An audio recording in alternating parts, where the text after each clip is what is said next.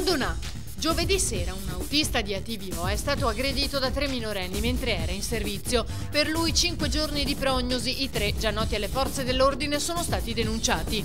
Il bus era partito da piazza 4 novembre con circa 20 persone a bordo. L'autista si è fermato in prossimità dell'ospedale dopo la chiamata effettuata da uno dei 3. Mentre scendevano, in evidente stato di alterazione, hanno iniziato ad insultarlo e minacciarlo, uno anche fisicamente. Quando l'autista trentenne l'ha bloccato, l'altro l'ha colpito con un pugno prima al collo, poi al volto, e sono fuggiti. L'uomo ha avvisato i carabinieri e la centrale per essere sostituito, non era più in grado di guidare.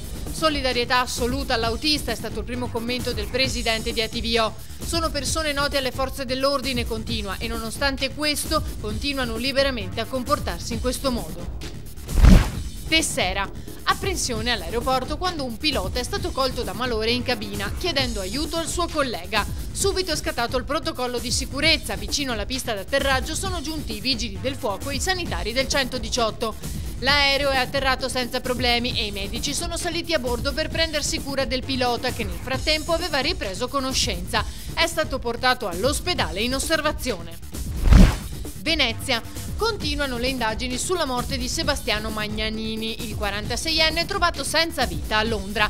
La polizia inglese ha arrestato 2 persone, un 61enne e un 22enne. Il primo dei fermati si chiamerebbe Paul Williams e sarebbe un senza fissa dimora inglese, incriminato per aver ostacolato la regolare sepoltura di Magnanini, un tipo di reato.